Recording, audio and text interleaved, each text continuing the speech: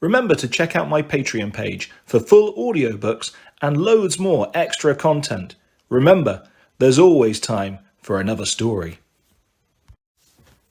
Chapter 57. Jason. Jason wasn't sure what to hope for, storm or fire. As he waited for his daily audience with the Lord of the South Wind, he tried to decide which of the gods' personalities, Roman or Greek, was worse. But after 5 days in the palace, he was only certain about one thing. He and his crew were unlikely to get out of here alive. He leaned against the balcony rail. The air was so hot and dry it sucked the moisture right out of his lungs. Over the last week his skin had got darker. His hair had turned as white as corn silk. Whenever he glanced in the mirror, he was startled by the wild, empty look in his eyes, as if he'd gone blind wandering in the desert. 100 feet below, the bay glittered against a crescent of red sand beach. They were somewhere on the northern coast of Africa. That's as much as the wind spirits would tell him. The palace itself stretched out on either side of him, a honeycomb of halls and tunnels, balconies, colonnades, and cavernous rooms carved into the sandstone cliffs, all designed for the wind to blow through and make as much noise as possible. The constant pipe organ sounds reminded Jason of the floating lair of Aeolus back in Colorado, except here the wind seemed in no hurry. Which was part of the problem. On their best days the southern venti were slow and lazy. On their worst days they were gusty and angry. They'd initially welcomed the Argo too, since any enemy of Boreas was a friend of the south wind, but they seemed to have forgotten that the demigods were their guests. The venti had quickly lost interest in helping to repair the ship. Their king's mood got worse every day. Down at the dock, Jason's friends were working on the Argo too. The main sail had been repaired, the rigging replaced. Now they were mending the oars. Without Leo, none of them knew how to repair the more complicated parts of the ship, even with the help of Buford the Table and Festus, who was now permanently activated thanks to Piper's charm speak, and none of them understood that. But they kept trying. Hazel and Frank stood at the helm, tinkering with the controls. Piper relayed their commands to Coach Hedge, who was hanging over the side of the ship, banging out dents in the oars. Hedge was well suited for banging on things. They didn't seem to be making much progress, but considering what they'd been through, it was a miracle the ship was in one piece. Jason shivered when he thought about Keone's attack. He'd been rendered helpless, frozen solid not once but twice, while Leo was blasted into the sky, and Piper was forced to save them all single-handedly. Thank the gods for Piper. She considered herself a failure for not having stopped the wind bomb from exploding, but the truth was she'd saved the entire crew from becoming ice sculptures in Quebec. She'd also managed to direct the explosion of the icy sphere, so even though the ship had been pushed halfway across the Mediterranean, it had sustained relatively minor damage. Down at the dock, Hedge yelled, "Try it now!" Hazel and Frank pulled some levers. The port oars went crazy, chopping up and down and doing the wave.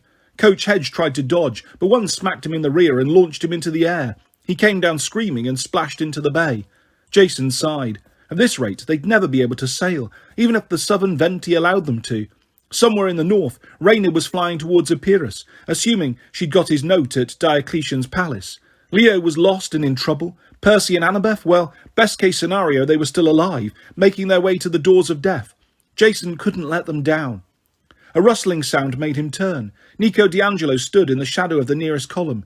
He'd shed his jacket. Now he just wore his black t-shirt and black jeans. His sword and the sceptre of Diocletian hung on either side of his belt. Days in the hot sun hadn't tanned his skin. If anything, he looked paler. His dark hair fell over his eyes. His face was still gaunt, but he was definitely in better shape than when they'd left Croatia. He had regained enough weight not to look starved. His arms were surprisingly taut with muscles, and if he'd spent the past week sword fighting, well, that would explain it.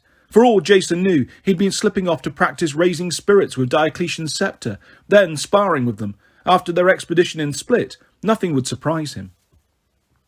"Any word from the king?" Nico asked. Jason shook his head. "Every day he calls for me later and later." "We need to leave," Nico said. "Soon." Jason had been having the same feeling, but hearing Nico say it made him even edgier. "You sense something?" "Percy is close to the doors," Nico said. "He'll need us if he's going to make it through alive." Jason noticed that he didn't mention Annabeth. He decided not to bring that up. "All right," Jason said, "but if we can't repair the ship?" "I promise I'll lead you to the House of Hades," Nico said. "One way or another, I will." "You can't shadow travel with all of us, and it will take all of us to reach the doors of death." The orb at the end of Diocletian's sceptre glowed purple. Over the past week it seemed to have aligned itself to Nico D'Angelo's moods. Jason wasn't sure that was a good thing. Then you've got to convince the King of the South Wind to help.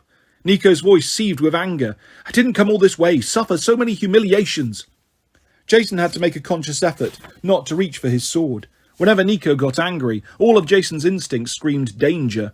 Look, Nico, he said, I'm here if you want to talk about, what happened in Croatia. I get how difficult. You don't get anything. Nobody's going to judge you. Nico's mouth twisted in a sneer. Really? That will be a first. I'm the son of Hades, Jason. I might as well be covered in blood or sewage, the way people treat me. I don't belong anywhere. I'm not even from this century, but even that's not enough to set me apart. I've got to be... Dude, it's not like you've got a choice. It's just who you are. Just who I am. The balcony trembled. Patterns shifted in the stone floor, like bones coming to the surface. Easy for you to say. You're everybody's golden boy, the son of Jupiter. The only person who ever accepted me was Bianca, and she died. I didn't choose any of this. My father, my feelings. Jason tried to think of something to say. He wanted to be Nico's friend. He knew that was the only way to help, but Nico wasn't making it easy. He raised his hands in submission.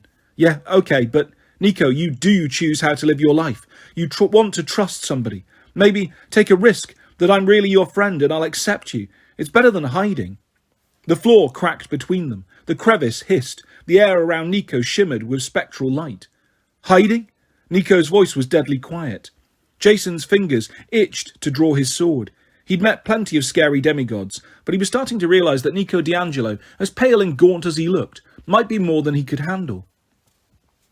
Nevertheless, he held Nico's gaze. Yes, hiding. You've run away from both camps. You're so afraid you'll get rejected that you won't even try. Maybe it's time you came out of the shadows. Just when the tension became unbearable, Nico dropped his eyes. The fissure closed in the balcony floor. The ghostly light faded. I'm going to honour my promise, Nico said, not much louder than a whisper. I'll take you to Epirus. I'll help you close the doors of death. Then that's it. I'm leaving. Forever. Behind them, the doors of the throne room blasted open with a gust of scorching air. A disembodied voice said, Lord Oster will see you now. As much as he dreaded this meeting, Jason felt relieved. At the moment, arguing with a crazy wind god seemed safer than befriending an angry son of Hades. He turned to tell Nico goodbye, but Nico had disappeared, melting back into the darkness. Chapter 58. Jason. So it was a storm day. Oster, the Roman version of the South Wind, was holding court. The 2 previous days Jason had dealt with Notus. While the god's Greek version was fiery and quick to anger, at least he was quick. Oster, well, not so much. White and red marble columns lined the throne room. The rough sandstone floor smoked under Jason's shoes. Steam hung in the air, like the bathhouse back at Camp Jupiter, except bathhouses usually didn't have thunderstorms crackling across the ceiling, lighting the room in disorienting flashes. Southern venti swirled through the hall in clouds of red dust and superheated air. Jason was careful to stay away from them. On his first day here, he'd accidentally brushed his hand through one. He'd got so many blisters, his fingers looked like tentacles. At the end of the room was the strangest throne Jason had ever seen, made of equal parts fire and water. The dais was a bonfire. Flames and smoke curled up to form a seat. The back of the chair was churning storm clouds. The armrest sizzled where moisture met fire. It didn't look very comfortable, but the god Auster lounged on it like he was ready for an easy afternoon of watching football. Standing up, he would have been about 10 feet tall. A crown of steam wreathed his shaggy white hair. His beard was made of clouds, constantly popping with lightning and raining down on the god's chest, soaking his sand-coloured toga. Jason wondered if you could shave a thundercloud beard. He thought it might be annoying to rain on yourself all the time, but Auster didn't seem to care. He reminded Jason of a soggy Santa Claus, but more lazy than jolly. So, the god's voice rumbled like an oncoming front. The son of Jupiter returns. Auster made it sound like Jason was late. Jason was tempted to remind the stupid wind god that he had spent hours outside every day waiting to be called, but he just bowed. My lord, he said, have you received any news of my friend? Friend? Leo Valdez. Jason tried to stay patient. The one who was taken by the winds. Oh, yes, or rather, no. We have had no word. He was not taken by my winds. No doubt this was the work of Boreas or his spawn. Yes, we knew that. That is the only reason I took you in, of course. Auster's eyebrows rose into his wreath of steam. Boreas must be opposed. The north winds must be driven back. Yes, my lord, but to oppose Boreas, we really need to get our ship out of the harbour. Ship in the harbour?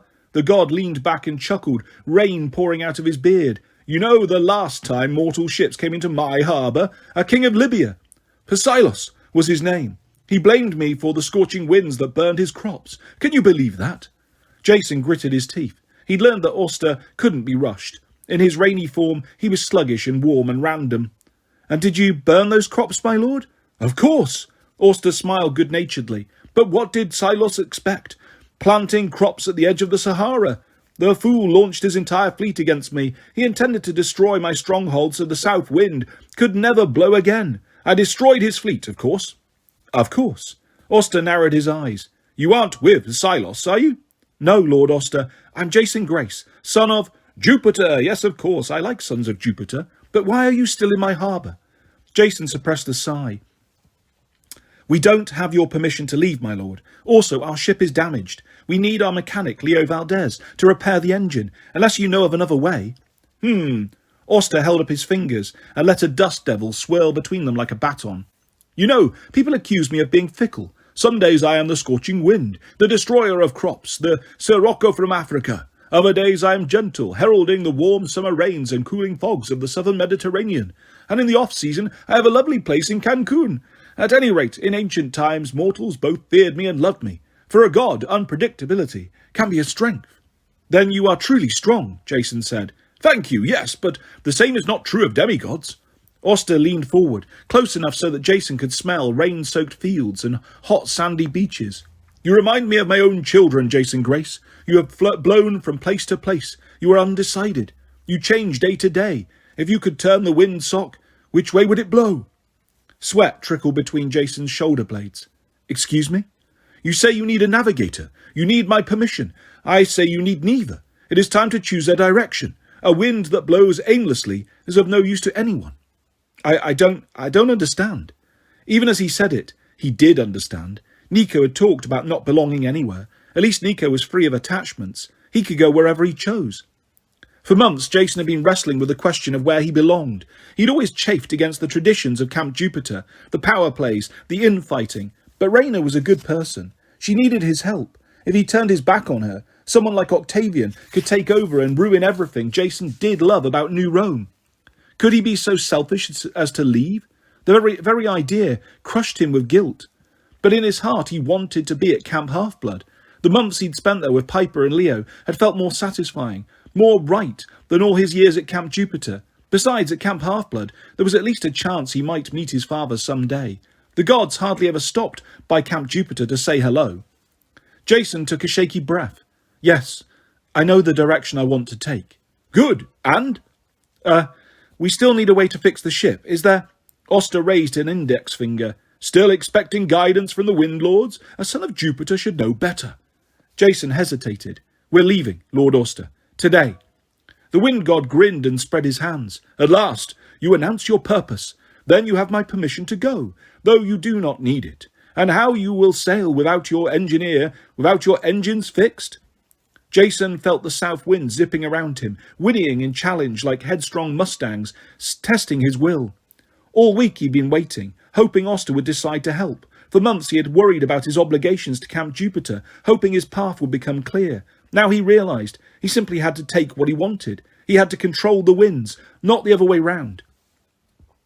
You're going to help us, Jason said. Your Venti can take the form of horses. You'll give us a team to pull the Argo too. They'll lead us to wherever Leo is. Wonderful, Auster beamed, his beard flashing with electricity. Now, can you make good on those bold words? Can you control what you ask for, or will you be torn apart? The god clapped his hands. Wind swirled around his throne and took the form of horses. These weren't dark and cold like Jason's friend Tempest. The south wind horses were made of fire, sand and hot thunderstorm. 4 of them raced past, their heat singeing the hair off Jason's arms. They galloped around the marble columns, spitting flames, neighing with a sound like sandblasters. The more they ran, the wilder they became. They started to eye Jason. Auster stroked his rainy beard. Do you know why the Venti can appear as horses, my boy? Every so often, we wind gods travel the earth in equine form. On occasion, we've been known to sire the fastest of all horses. Thanks, Jason muttered, though his teeth were chattering with fear. Too much information. One of the Venti charged at Jason. He ducked aside, his clothes smoking from the close call. Sometimes. Oster continued cheerfully. Mortals recognize our divine blood. They will say, that horse runs like the wind, and for good reason. Like the fastest stallions, the Venti are our children. The wind horses began to circle Jason. Like my friend Tempest, he ventured. Oh, well, Oster scowled. I fear that one is a child of Boreas. How you tamed him I will never know. These are my own offspring, a fine team of southern winds. Control them, Jason Grace, and they will pull your ship from the harbour. Control them. Control them, Jason thought. Yeah, right. They ran back and forth, working up a frenzy. Like their master, the south wind, they were conflicted. Half hot, dry Sirocco, half stormy thunderhead. I need speed, Jason thought. I need purpose. He envisioned Notus, the Greek version of the south wind, blistering hot but very fast. In that moment he chose Greek. He threw in his lot with Camp Halfblood, and the horses changed. The storm clouds inside burned away, leaving nothing but red dust and shimmering heat, like mirages on the Sahara. Well done, said the god. On the throne now sat Notus, a bronze-skinned old man in a fiery Greek keton, his head crowned with a wreath of withered, smoking barley. What are you waiting for? The god prompted. Jason turned towards the fiery wind steeds. Suddenly, he wasn't afraid of them. He thrust out his hand. A swirl of dust shot towards the nearest horse. A lasso, a rope of wind more tightly wound than any tornado, wrapped around the horse's neck. The wind formed a halter and brought the beast to a stop. Jason summoned another wind rope. He lashed a second horse, binding it to his will. In less than a minute, he had tethered all 4 Venti. He reined them in, still whinnying and buckying, but they couldn't break Jason's ropes. It felt like flying 4 kites in a strong wind. Hard, yes, but not impossible. Very good, Jason Grace, Notus said. You are a son of Jupiter, yet you have chosen your own path, as all the greatest demigods have done before you. You cannot control your parentage, but you can choose your legacy. Now go, lash your team to the prow and direct them towards Malta. Malta? Jason tried to focus, but the heat from the horses was making him light-headed. He knew nothing about Malta, except for some vague story about a Maltese falcon. Were malts invented there? Once you arrive in the city of Valletta, Notus said, you will no longer need these horses. You mean we'll find Leo there? The god shimmered, slowly fading into waves of heat. Your destiny grows clearer, Jason Grace. When the choice comes again, storm or fire, remember me, and do not despair. The doors of the throne room burst open. The horses, smelling freedom, bolted for the exit. Chapter 59. Jason. At 16, most kids would stress about parallel parking tests, getting a driver's license and affording a car. Jason stressed about controlling a team of fiery horses with wind ropes. After making sure his friends were aboard and safely below deck, he latched the Venti to the prow of the Argo II, which Festus was not happy about, straddled the figurehead and yelled, "Giddy up!" The Venti tore across the waves. They weren't quite as fast as Hazel's horse, Arion, but they had a lot more heat. They kicked up a rooster tail of steam that made it almost impossible for Jason to see where they were going. The ship shot out of the bay. In no time, Africa was a hazy line on the horizon behind them. Maintaining the wind ropes took all of Jason's concentration. The horses strained to break free. Only his willpower kept them in check. Malta, he ordered. Straight to Malta. By the time land finally appeared in the distance, a hilly island carpeted with low stone buildings, Jason was soaked in sweat. His arms felt rubbery, like he'd been holding a barbell straight out in front of him. He hoped they'd reached the right place, because he couldn't keep the horses together any longer. He released the wind reins. The Venti scattered into particles of sand and steam.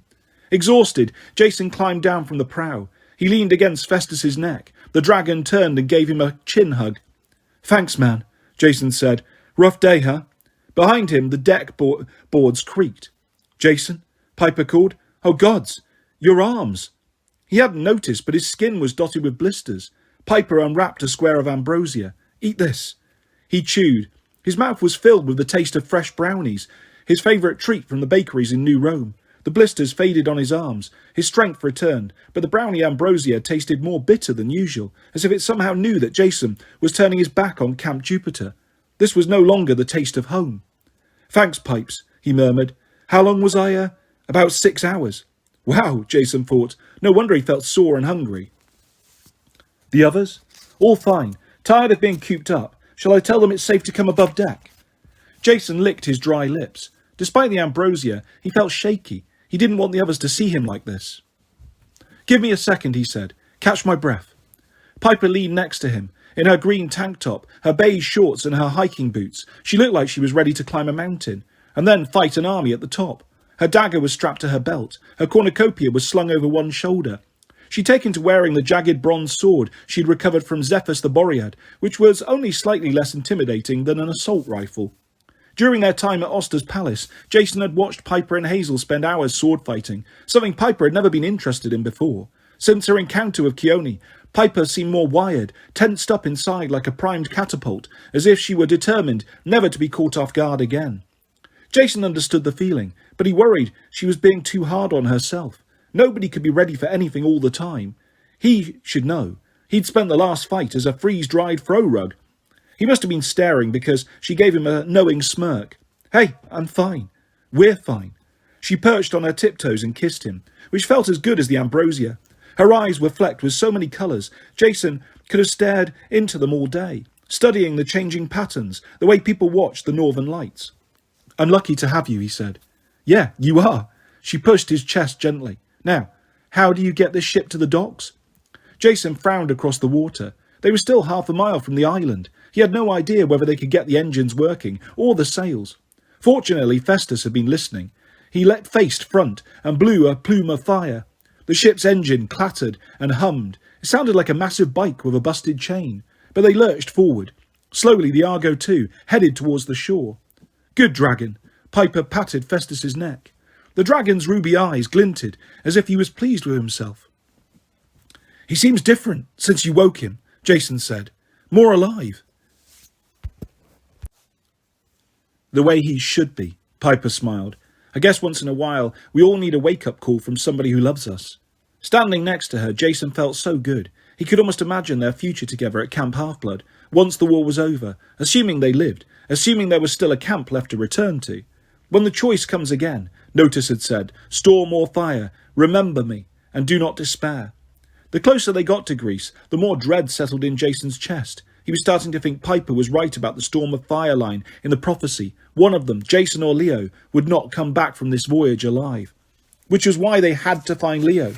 As much as Jason loved his life, he couldn't let his friend die for his sake. He could never live with the guilt. Of course he hoped he was wrong. He hoped they both came out of this quest okay. But if not, Jason had to be prepared. He would protect his friends and stop Gaia, whatever it took. Do not despair. Yeah, easy for an immortal wind god to say.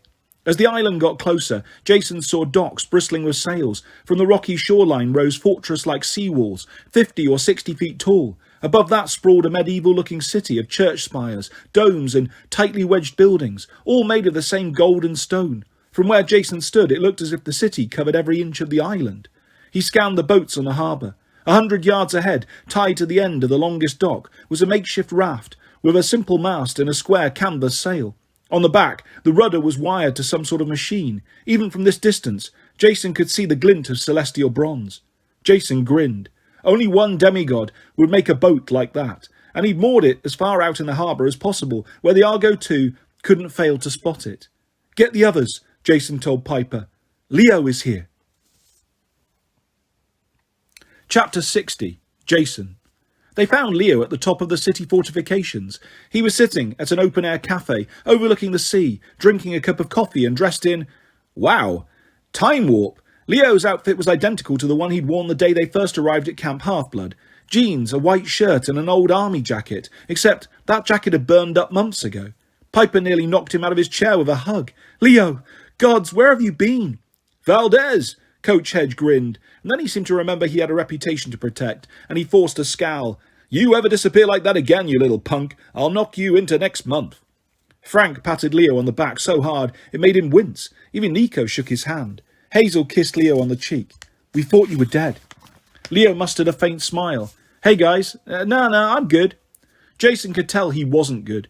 Leo wouldn't meet their eyes. His hands were perfectly still on the table. Leo's hands were never still. All the nervous energy had drained right out of him, replaced by a kind of wistful sadness.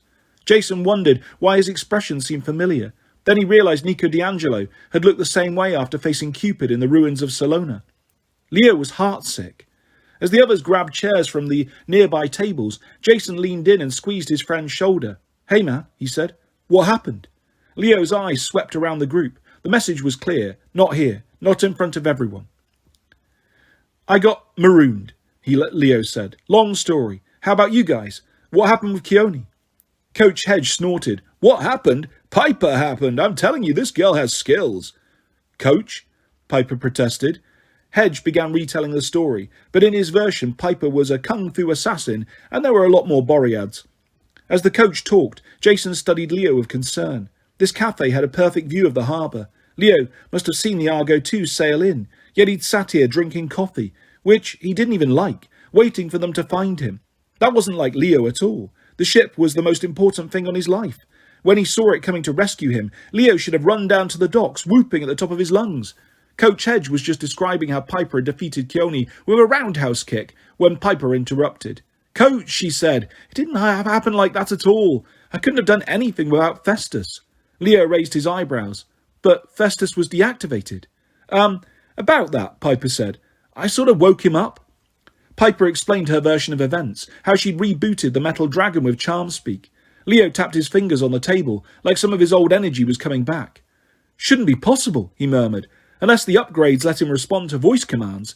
But if he's permanently activated, that means the navigation system and the crystal.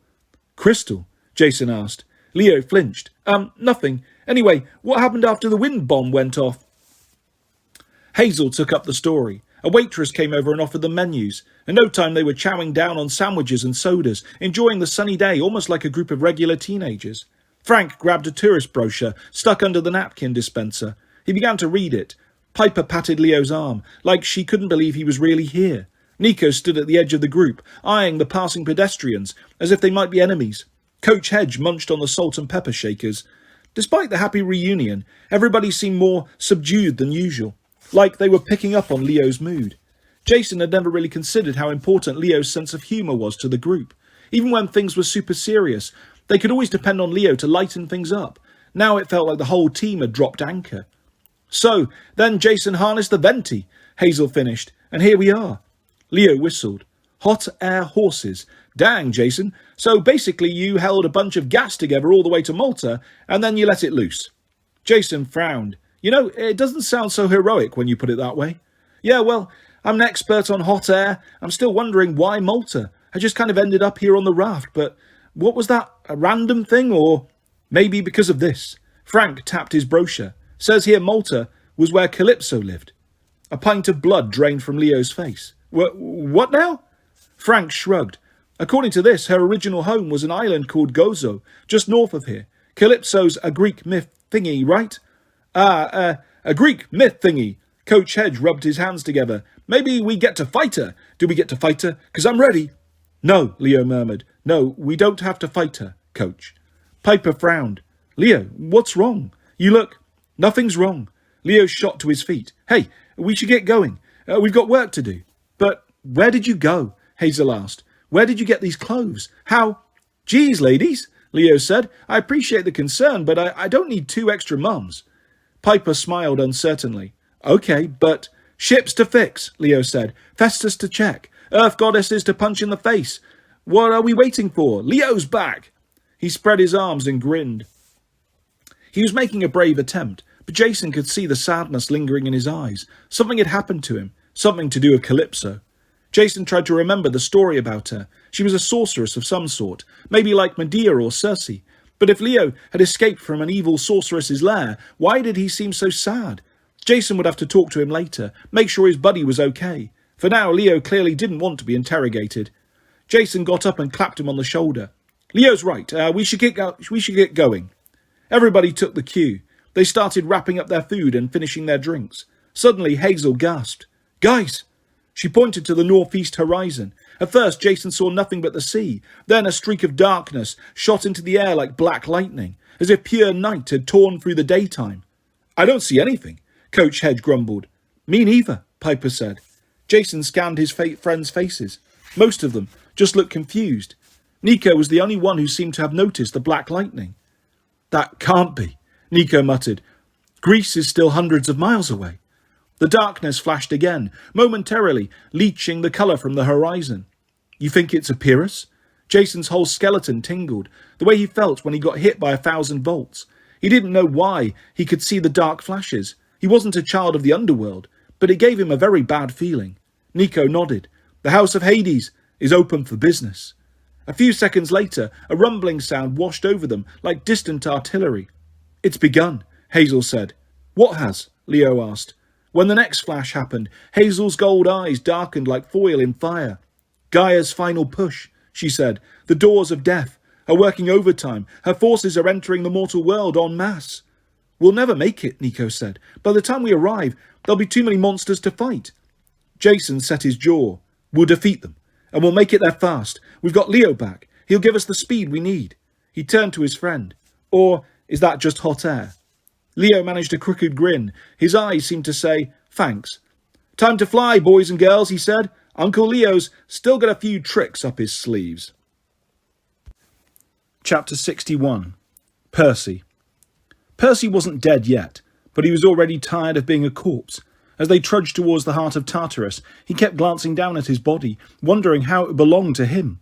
His arms looked like bleached leather pulled over sticks. His skeletal legs seemed to dissolve into smoke with every step. He'd learned to move normally within the death mist, more or less, but the magical shroud still made him feel like he was wrapped in a coat of helium. He worried that the death mist might cling to him forever, even if they somehow managed to survive Tartarus. He didn't want to spend the rest of his life looking like an extra from The Walking Dead. Percy tried to focus on something else, but there was no safe direction to look. Under his feet, the ground glistened a nauseating purple, pulsing with webs of veins. In the dim red light of the blood clouds, Death Mist Annabeth looked like a freshly risen zombie. Ahead of them was the most depressing view of all. Spread to the horizon was an army of monsters. Flocks of winged Arai, tribes of lumbering cyclopses, clusters of floating evil spirits, thousands of baddies, maybe tens of thousands, all milling restlessly, pressing against one another, growling and fighting for space like the locker area of an overcrowded school between classes. If all the students were roid-raging mutants who smelled really bad. Bob led them towards the edge of the army. He made no effort to hide, not that it would have done any good. Being 10 foot tall and glowing silver, Bob didn't do stealth very well. About 30 yards from the nearest monsters, Bob turned to face Percy. Stay quiet and stay behind me, he advised. They will not notice you. We hope, Percy muttered. On the Titan's shoulder, small Bob woke up from a nap. He purred seismically and arched his back, turning skeletal and then back to Calico. At least he didn't seem nervous. Annabeth examined her own zombie hands. Bob, if we're invisible, how can you see us? I mean, you're technically, you know. Yes, Bob said, but we are friends. Nyx and her children could see us, Annabeth said. Bob shrugged. That was in Nyx's realm. That is different. Right. Annabeth didn't sound reassured, but they were here now. They didn't have any choice but to try. Percy stared at the swarm of vicious monsters. Well, at least we won't have to worry about bumping into any other friends in the crowd. Bob grinned. Yes, that is good news. Now let's go. Death is close. The doors of death are close, Annabeth corrected. Let's watch the phrasing. They plunged into the crowd. Percy trembled so badly he was afraid the death mist would shake right off him. He'd seen large groups of monsters before. He'd fought an army of them during the Battle of Manhattan. But this was different. Whenever he'd fought monsters in the mortal world, Percy at least knew he was defending his home. That gave him courage, no matter how bad the odds were. Here, Percy was the invader. He didn't belong in this multitude of monsters any more than the Minotaur belonged in Penn Station at rush hour. A few feet away, a group of Impusei tore into the carcass of a griffon, while other griffons flew around them, squawking in outrage. A 6-armed Earthborn and a Lystrogonian giant pummeled each other with rocks, though Percy wasn't sure if they were fighting or just messing around. A dark wisp of smoke, Percy guessed it must be an Eidolon, seeped into a Cyclops, made the monster hit himself in the face and then drifted off to possess another victim. Annabeth whispered, Percy, look. A stone's throw away, a guy in a cowboy outfit was cracking a whip at some fire-breathing horses. The wrangler wore a Stetson hat on his greasy hair, an extra-large set of jeans, and a pair of black leather boots. From the side, he might have passed for human, until he turned, and Percy saw that his upper body was split into 3 different chests, each one dressed in a different colour western shirt. It was definitely Gayron, who had tried to kill Percy 2 years ago in Texas. Apparently the evil rancher was anxious to break in a new herd. The idea of that guy riding out of the doors of death made Percy's sides hurt all over again. His ribs throbbed where the Arai had unleashed Gayron's dying curse back in the forest. He wanted to march up to the free-bodied rancher, smack him in the face and yell, "Thanks a lot, Tex." Sadly, he couldn't. How many other old enemies were in this crowd? Percy began to realise that every battle he'd ever won had only been a temporary victory. No matter how strong or lucky he was, no matter how many monsters he destroyed, Percy would eventually fail. He was only one mortal. He would get too old, too weak, or too slow. He would die, and these monsters, they lasted forever. They just kept coming back. Maybe it would take them months or years to reform, maybe even centuries, but they would be reborn. Seeing them assembled in Tartarus, Percy felt as hopeless as the spirits in the river Cocytus. So what if he was a hero? So what if he did anything brave? Evil was always here, regenerating, bubbling under the surface. Percy was no more than a minor annoyance to these immortal beings. They just had to outweight him. Someday Percy's sons or daughters might have to face them all over again. Sons and daughters. The thought jarred him. As quickly as hopelessness had overtaken him, it disappeared. He glanced at Annabeth. She still looked like a misty corpse, but he imagined her true appearance. Her grey eyes full of determination, her blonde hair pulled back in a bandana, her face weary and streaked with grime, but as beautiful as ever. Okay, maybe monsters kept coming back forever, but so did demigods. Generation after generation, Camp Half-Blood had endured, and Camp Jupiter. Even separately, the two camps had survived. Now if the Greeks and Romans could come together, they would be even stronger. There was still hope. He and Annabeth came this far. The doors of death were almost within reach. Sons and daughters. A ridiculous thought. An awesome thought. Right there in the middle of Tartarus, Percy grinned. "What's wrong?" Annabeth whispered. With his zombie death mist disguise, Percy probably looked like he was grimacing in pain. "Nothing," he said. "I was just..." Somewhere in front of them, a deep voice bellowed, "Iapetus!" Chapter 62. Percy. A Titan strode towards them, casually kicking lesser monsters out of the way. He was roughly the same height as Bob, with elaborate Stygian iron armour, a single diamond blazing in the centre of his breastplate. His eyes were blue-white, like core samples from a glacier, and just as cold. His hair was the same colour, cut military style. A black battle helmet, shaped like a bear's head, was tucked under his arm. From his belt hung a sword the size of a surfboard. Despite his battle scars, the Titan's face was handsome and strangely familiar. Percy was pretty sure he'd never seen the guy before, but his eyes and his smile reminded Percy of someone. The Titan stopped in front of Bob. He clapped him on the shoulder. "Iapetus, don't tell me you don't recognise your own brother." "No," Bob agreed nervously. "I won't tell you that." The other Titan threw back his head and laughed. "I heard you were thrown into the Leth. Must have been terrible. We all knew you would heal eventually. It's Koios. Koios." "Of course," Bob said. "Koios, Titan of..." "The North," Koios said. "I know," Bob shouted. They laughed together and took turns hitting each other in the arm. Apparently miffed by all the jostling, small Bob crawled onto Bob's head and began making a nest in the Titan's silver hair. "Poor old Iapetus," said Koios. "They must have laid you low indeed. Look at you. A broom, a servant's uniform, a cat in your hair. Truly, Hades must pay for these insults. Who was that demigod who took your memory? Bah! We must rip him to pieces, you and I, eh?" "Ha ha ha," Bob swallowed. "Yes, indeed, rip him to pieces." Percy's fingers closed around his pen. He didn't think much of Bob's brother, even without the rip him to pieces threat. Compared to Bob's simple way of speaking, Koios sounded like he was reciting Shakespeare. That alone was enough to make Percy irritated. He was ready to uncap Riptide if he had to, but so far Koios didn't seem to have noticed him, and Bob hadn't betrayed them yet, though he'd had plenty of opportunities. "Ah, it's good to see you." Koios drummed his fingers on his bear's head helmet. "You remember what fun we had in the old days?" "Of course," Bob chirped. "When we, holding down our father Uranos," Koios said. "Yes, we loved wrestling with Dad. We restrained him. That's what I meant. While Kronos cut him to pieces with his scythe." "Yes, ha ha ha." Bob looked mildly ill. "What fun." "You grabbed Father's right foot, as I recall," Koios said, "and Uranos kicked you in the face as he struggled. How we used to tease you about that." "Silly me," Bob agreed. "Sadly, our brother Kronos was dissolved by those impudent demigods." Koios heaved a sigh. "Bits and pieces of his essence remain, but nothing you could put together again. I suppose some injuries even Tartarus cannot heal." "Alas! But the rest of us have another chance to shine, eh?" He leaned forward conspiratorially. "These giants may think they will rule, but let them be our shock troops and destroy the Olympians. All well and good. But once the Earth Mother is awake, she will remember that we are the eldest children. Mark my words, the Titans will yet rule the cosmos." Bob said. The giants may not like that. Spit on what they like, Koyos said. They've already passed through the doors of death anyway, back to the mortal world. Polypotus was the last one, not half an hour ago, still grumbling about missing his prey. Apparently some demigods he was after got swallowed by Nyx. Never see them again, I wager. Annabeth gripped Percy's wrist. Through the death mist, he couldn't read her expression very well, but he saw the alarm in her eyes. If the giants had already passed through the doors, then at least they wouldn't be hunting through Tartarus for Percy and Annabeth. Unfortunately, that also meant their friends in the mortal world were in even greater danger. All of the earlier fights with the giants had been in vain. Their enemies would be reborn as strong as ever. Well, Koyos drew his massive sword. The blade radiated a cold deeper than the Hubbard Glacier.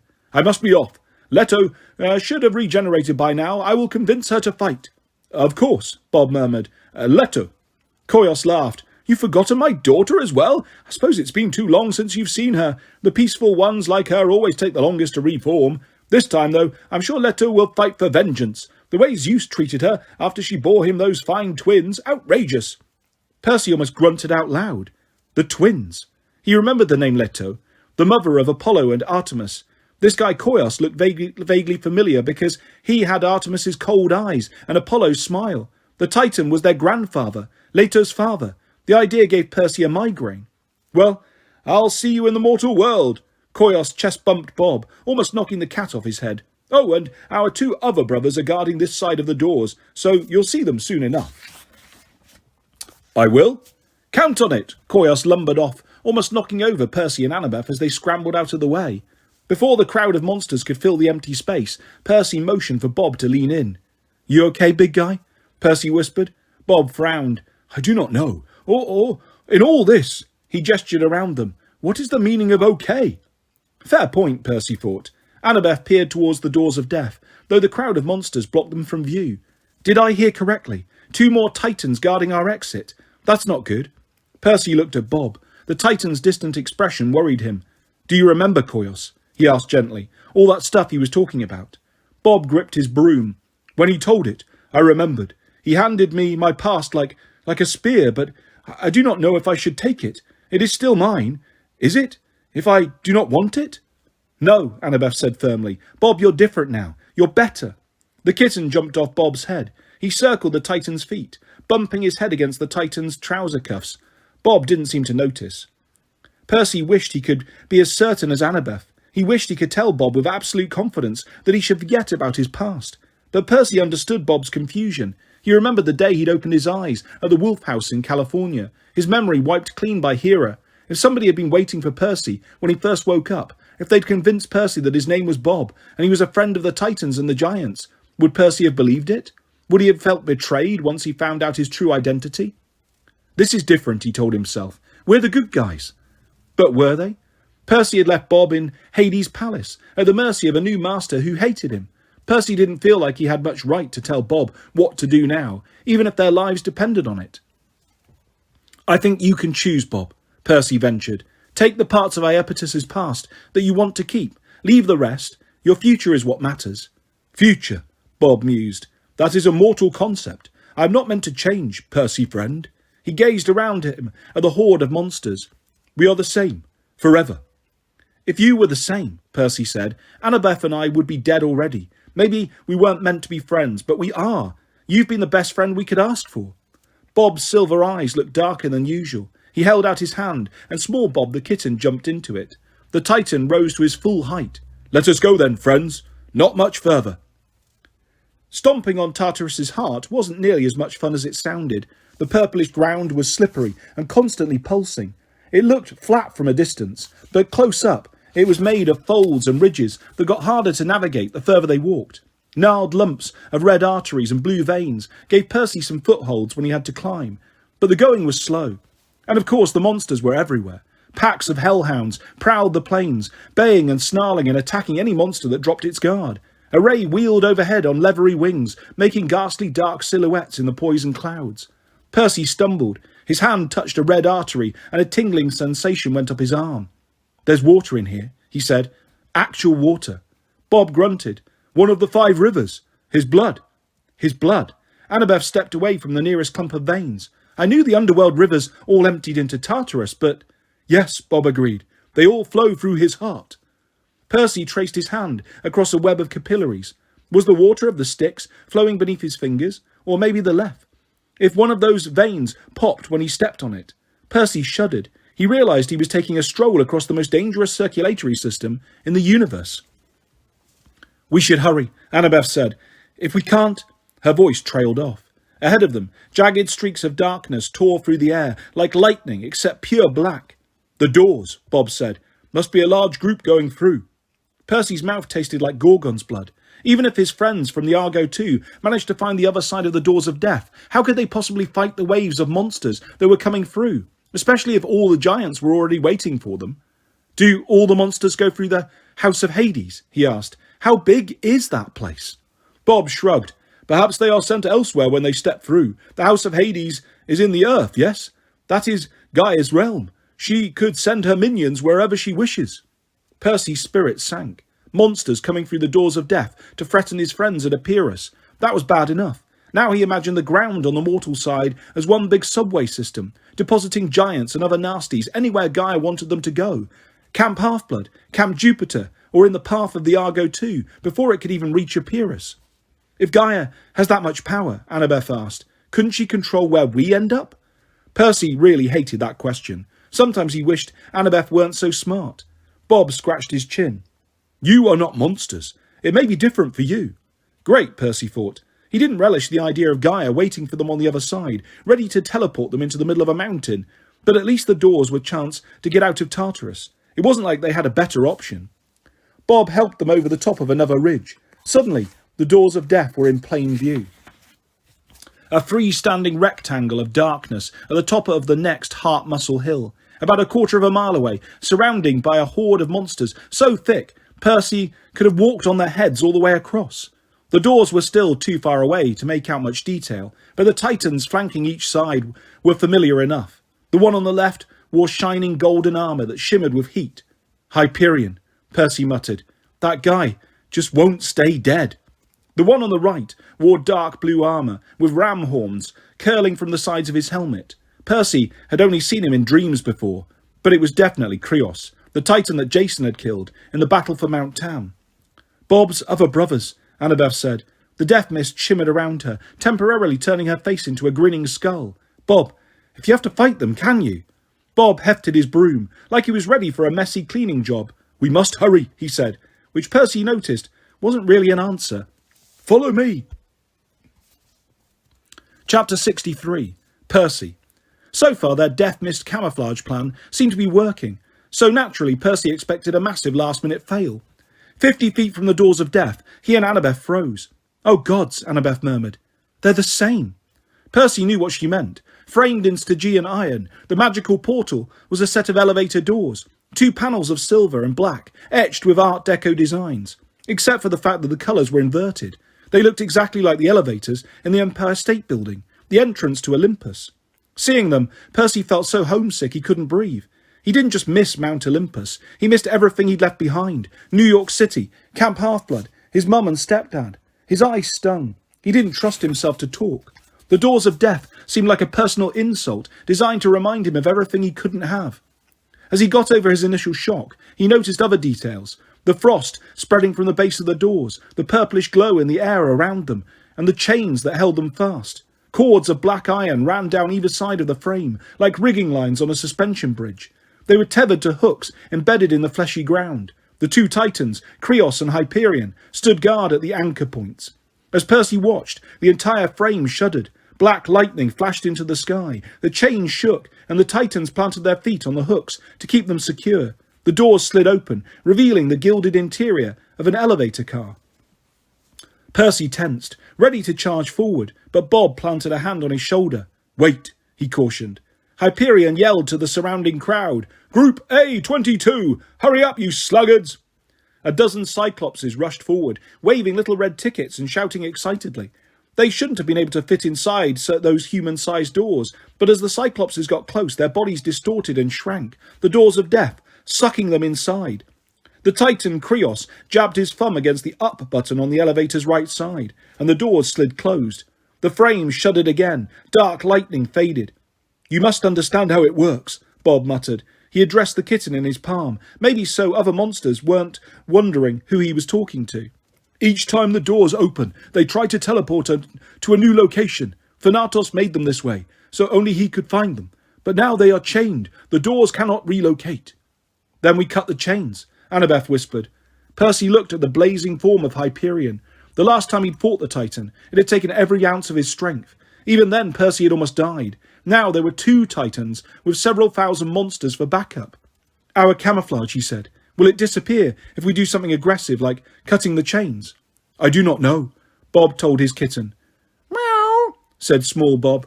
Bob, you'll have to distract them, Annabeth said. Percy and I will sneak around the 2 Titans and cut the chains from behind. Yes, fine, Bob said. But that is only one problem. Once you are inside the doors, someone must stay outside to push the button and defend it. Percy tried to swallow. Defend the button? Bob nodded, scratching his kitten under the chin. Someone must keep pressing the up button for 12 minutes, or the journey will not finish. Percy glanced at the doors. Sure enough, Krios still had his thumb jammed on the up button. 12 minutes. Somehow, they would have to get the Titans away from those doors. Then Bob, Percy or Annabeth would have to keep that button pushed for 12 long minutes, in the middle of an army of monsters in the heart of Tartarus, while the other 2 rode to the mortal world. It was impossible. Why 12 minutes? Percy asked. I do not know, Bob said. Why 12 Olympians or 12 Titans? Fair enough, Percy said, though he had a bitter taste in his mouth. What do you mean the journey won't finish? Annabeth asked. What happens to the passengers? Bob didn't answer. Judging from his pained expression, Percy decided he didn't want to be in that elevator if the car stalled between Tartarus and the mortal world.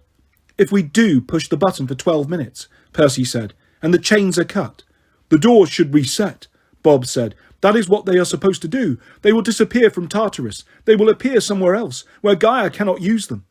Thanatos can reclaim them, Annabeth said. Death goes back to normal, and the monsters lose their shortcut to the mortal world. Percy exhaled. Easy peasy except for, well, everything. Small Bob purred. I will push the button, Bob volunteered. A mix of feelings churned in Percy's gut. Grief, sadness, gratitude and guilt, thickening into emotional cement. Bob, we can't ask you to do that. You want to go through the doors too. You want to see the sky again and the stars and... I would like that, Bob agreed. But someone must push the button. And once the chains are cut, my brethren will fight to stop you passage. They will not want the doors to disappear. Percy gazed at the endless horde of monsters. Even if he let Bob make his sacrifice, how could one Titan defend himself against so many for 12 minutes, all the while keeping his finger on a button? The cement settled in Percy's stomach. He had always suspected how this would end. He would have to stay behind. While Bob fended off the army, Percy would hold the elevator button and make sure Annabeth got to safety. Somehow he had to convince her to go without him. As long as she was safe and the doors disappeared, he could die knowing he'd done something right. Percy? Annabeth stared at him, a suspicious edge to her voice. She was too smart. If he met her eyes, she would see exactly what he was thinking. First things first, he said. Let's cut those chains. Chapter 64. Percy. Iapetus, Hyperion bellowed. Well, well, I thought you were hiding under a cleaning bucket somewhere. Bob lumbered forward, scowling. I was not hiding. Percy crept towards the right side of the doors. Annabeth sneaked towards the left. The Titans gave no sign of noticing them, but Percy took no chances. He kept riptide in pen form. He crouched low, stepping as quietly as possible. The lesser monsters kept a respectful distance from the Titans, so there was enough empty space to manoeuvre around the doors, but Percy was keenly aware of the snarling mob at his back. Annabeth had decided to take the side Hyperion was guarding, on the theory that Hyperion was more likely to sense Percy. After all, Percy was the last one to have killed him in the mortal world. That was fine with Percy. After being in Tartarus for so long, he could barely look at Hyperion's burning golden armour without getting spots in his eyes. On Percy's side of the doors, Krios stood dark and silent, his ram-horned helmet covering his face. He kept one foot planted on the chain's anchor and his thumb on the up button. Bob faced his brethren. He planted his spear and tried to look as fierce as possible, with a kitten on his shoulder. Hyperion and Krios, I remember you both. Do you, Iapetus? The Golden Titan laughed, glancing at Krios to share the joke. Well, that's good to know. I heard Percy Jackson turned you into a brainwashed scullery maid. What did he rename you? Betty? Bob, snarled Bob. Well, it's about time you showed up, Bob. Krios and I have been stuck here for weeks.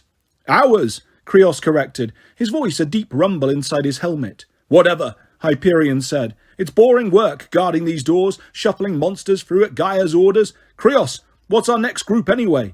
Double red, said Krios. Hyperion sighed. The flames glowed hotter across his shoulders. Double red? Why do we go from A22 to double red? What kind of system is that? He glared at Bob. This is no job for me, the Lord of Light, Titan of the East, Master of Dawn. Why am I forced to wait in the darkness while the giants go into battle and get all the glory? Now, Krios, I can understand. I get all the worst assignments, Krios muttered, his thumb still on the button. But me? Hyperion said. Ridiculous. This should be your job, Iapetus. Here, take my place for a while. Bob stared at the doors, but his gaze was distant, lost in the past. The four of us held down our father, Uranus, he remembered. Koios and me and the two of you. Kronos promised us mastery of the four corners of the earth for helping him with the murder. Indeed, Hyperion said, and I was happy to do it. I would have wielded the scythe myself if I'd had the chance. But you, Bob, you were always conflicted about that killing, weren't you? The soft Titan of the West, soft as the sunset. Why our parents named you the Piercer, I will never know. More like the Whimper. Percy reached the anchor hook. He uncapped his pen, and Riptide grew to full length. Krios didn't react. His attention was firmly fixed on Bob, who had just levelled the point of his spear at Hyperion's chest. I can still pierce, Bob said, his voice low and even. You brag too much, Hyperion. You are bright and fiery, but Percy Jackson defeated you anyway. I hear you became a nice tree in Central Park. Hyperion's eyes smouldered. Careful, brother. At least a janitor's work is honest, Bob said. I clean up after others. I leave the palace better than I found it. But you do not care what messes you make. You followed Kronos blindly. Now you take orders from Gaia. She is our mother, Hyperion bellowed. She did not wake for our war on Olympus, Bob recalled. She favours her second brood, the giants. Krios grunted. That's true enough. The children of the pit. Both of you hold your tongues. Hyperion's voice was tinged with fear. You never know when he is listening. The elevator dinged. All three Titans jumped. Had it been 12 minutes? Percy had lost track of time. Krios took his finger off the button and called out, Double red! Where is double red? Hordes of monsters stirred and jostled one another, but none of them came forward. Krios heaved a sigh. I told them to hang on to their tickets. Double red! You'll lose your place in the queue. Annabeth was in position, right behind Hyperion. She raised her Dracon-bone sword over the base of the chains. In the fiery light of the Titan's armour, her death-mist disguise made her look like a burning ghoul. She held up 3 fingers, ready to count down. They had to cut the chains before the next group tried to take the elevator, but they also had to make sure the Titans were as distracted as possible. Hyperion muttered a curse. Just wonderful. This will completely mess up our schedule. He sneered at Bob. Make your choice, brother. Fight us or help us. I don't have time for your lectures. Bob glanced at Annabeth and Percy. Percy thought he might start a fight, but instead he raised the point of his spear. Very well. I will take guard duty. Which of you wants a break first? Me, of course, Hyperion said. Me, Krios snapped. I've been holding that button so long my thumb is going to fall off.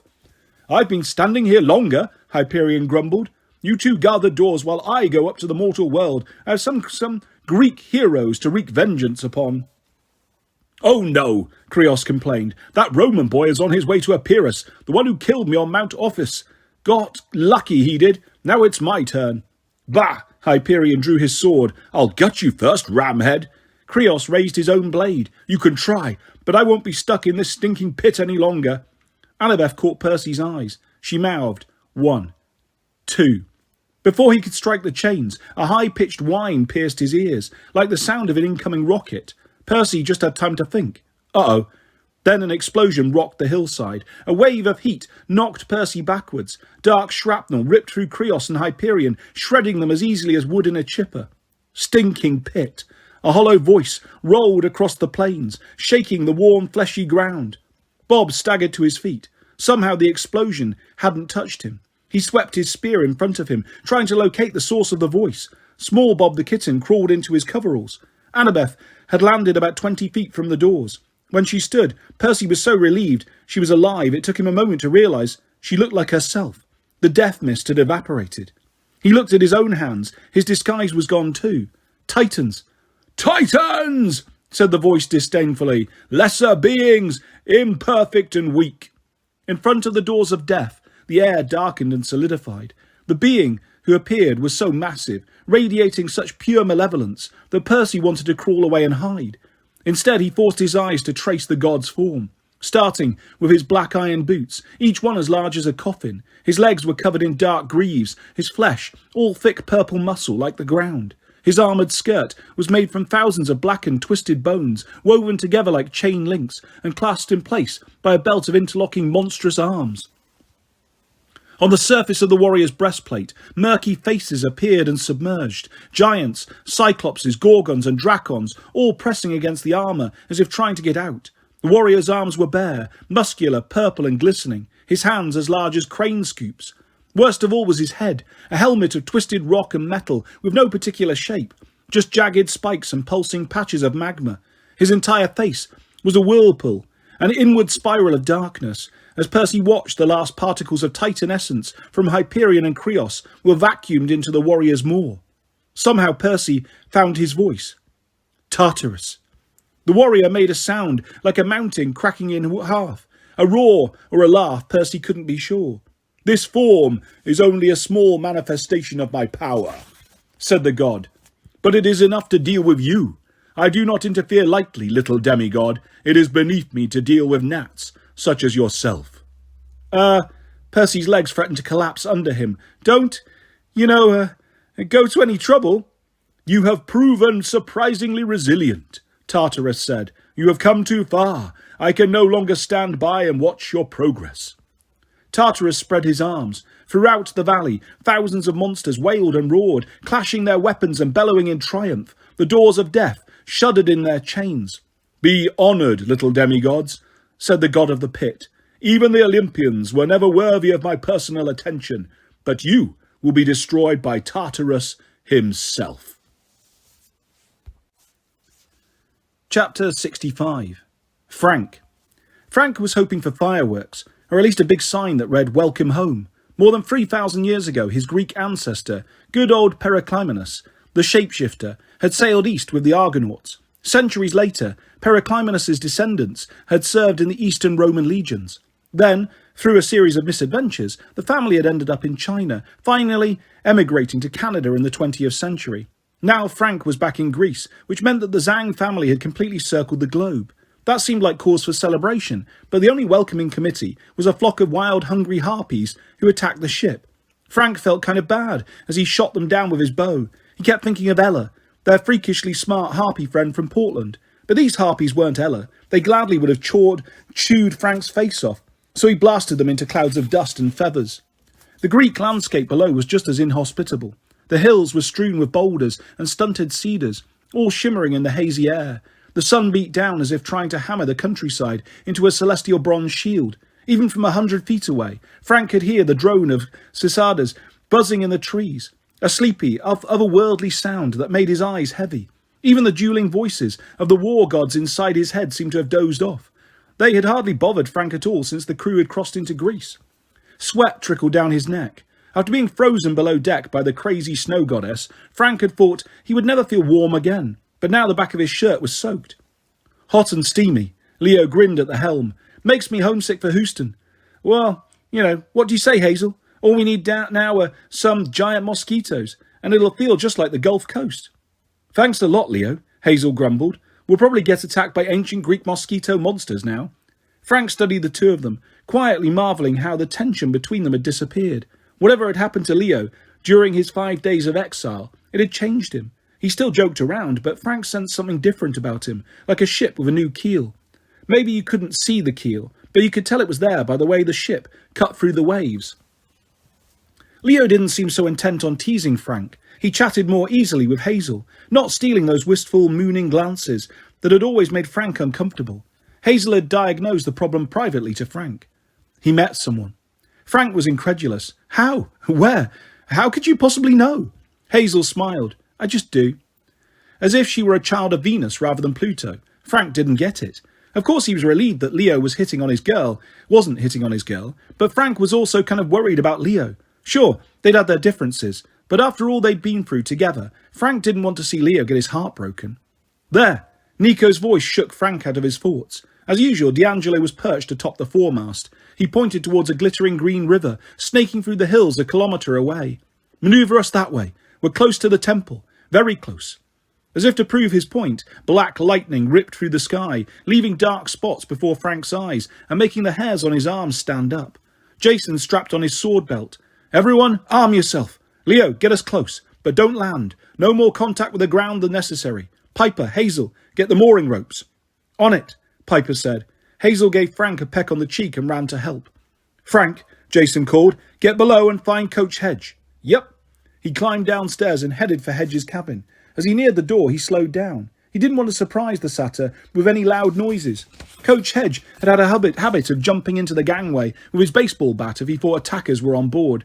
Frank had almost got his head taken off a couple of times on his way to the bathroom. He raised his hand to knock. Then he realised the door was cracked open. He heard Coach Hedge talking inside. Come on, babe, the satyr said. You know it's not like that.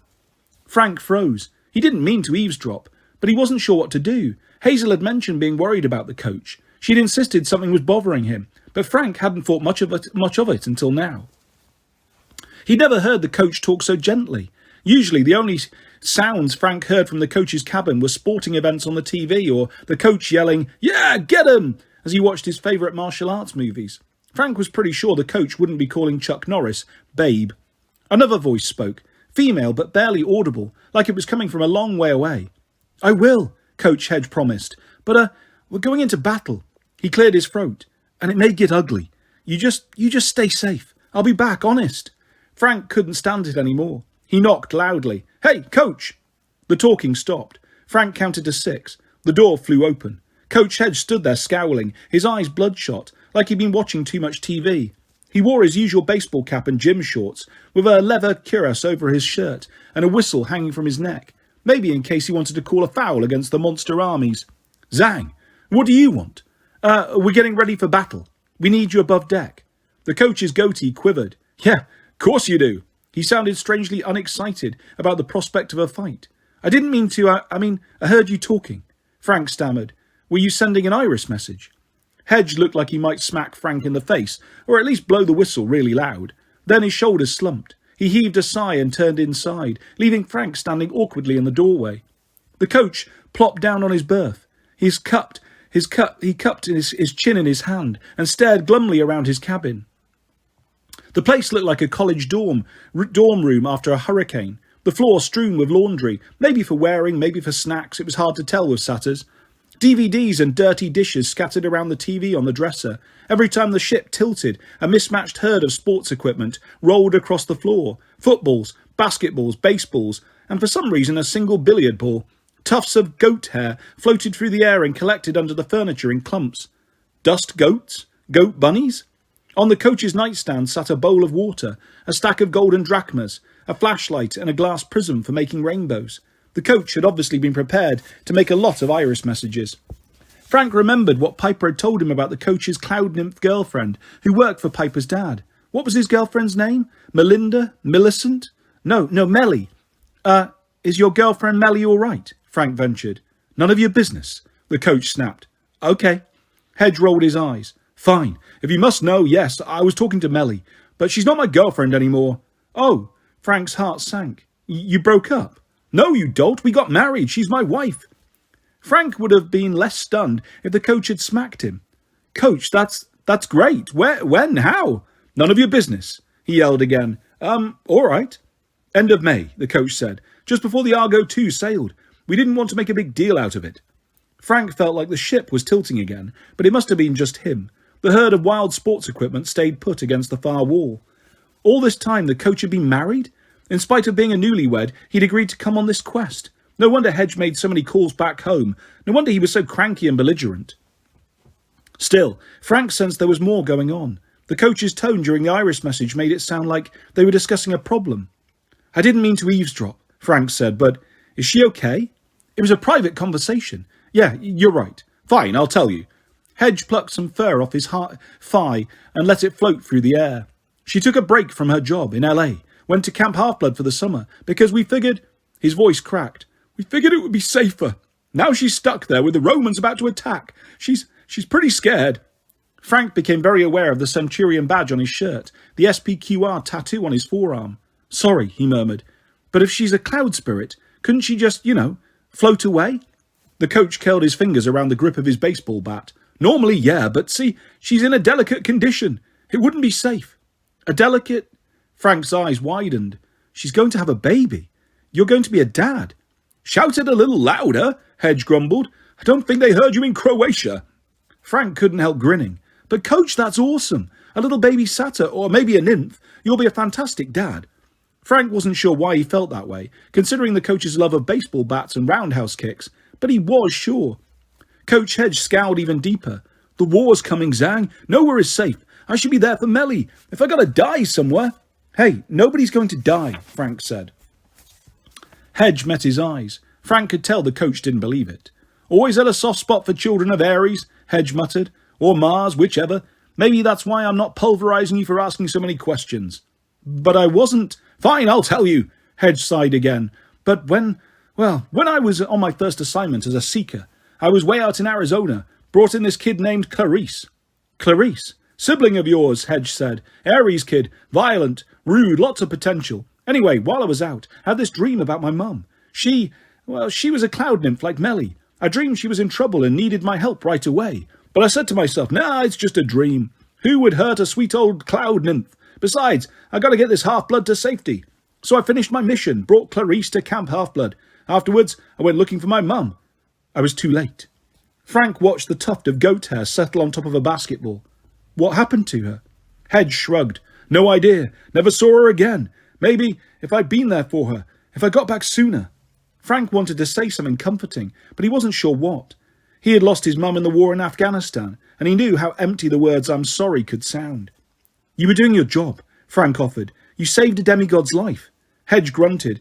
"Now my wife and my unborn kid are in danger halfway across the world, and I can't do anything to help." "You are doing something," Frank said. "We're over here to stop the giants from waking Gaia. That's the best way we can keep our friends safe." Yeah, I suppose."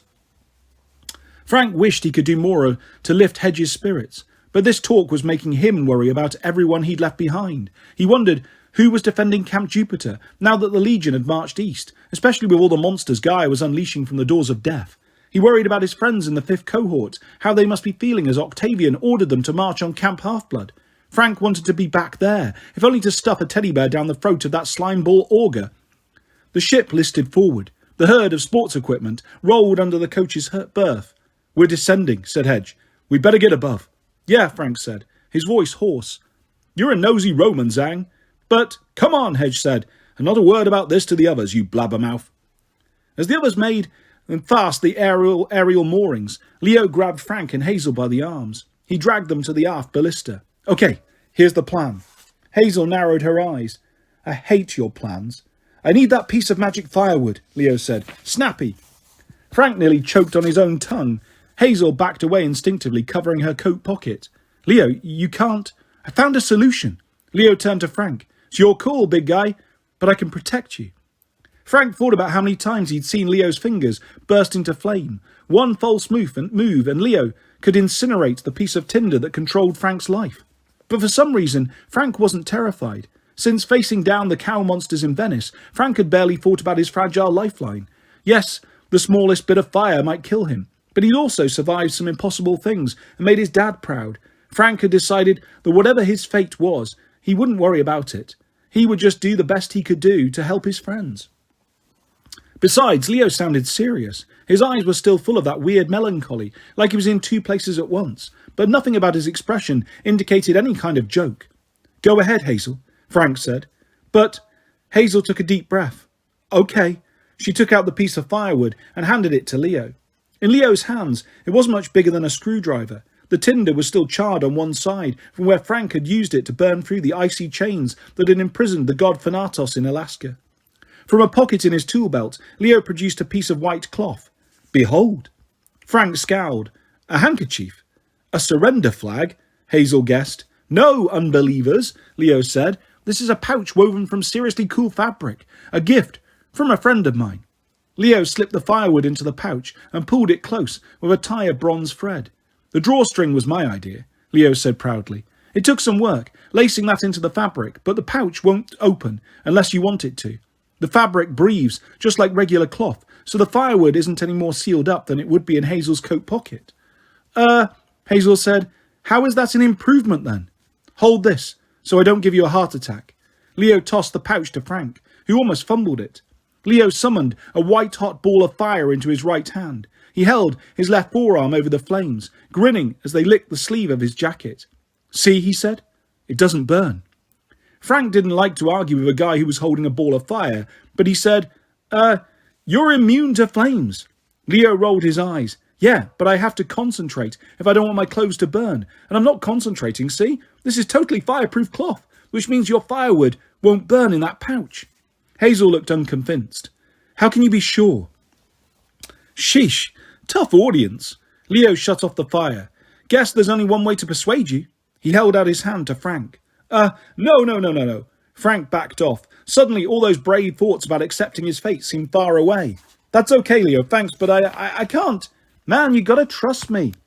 Frank's heart raced. Did he trust Leo? Well, sure, with an engine, with a practical joke, but with his life?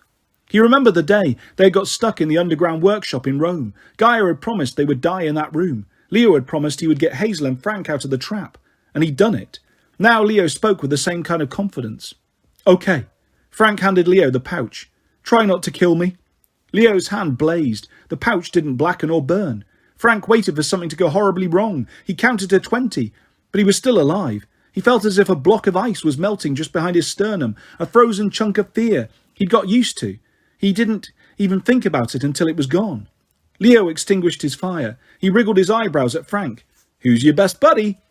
Don't answer that, Hazel said. But Leo, that was amazing. It was, wasn't it? Leo agreed. So, who wants to take this newly ultra-safe piece of firewood? I'll keep it, Frank said. Hazel pursed her lips. She looked down, maybe so Frank wouldn't see the hurt in her eyes. She protected that firewood for him through a lot of hard battles. It was a sign of trust between them, a symbol of their relationship. Hazel, it's not about you, Frank said, as gently as he could. I can't explain, but I have a feeling I'm going to need to step up when we're in the house of Hades. I need to carry my own burden. Hazel's golden eyes were full of concern. I understand. I worry.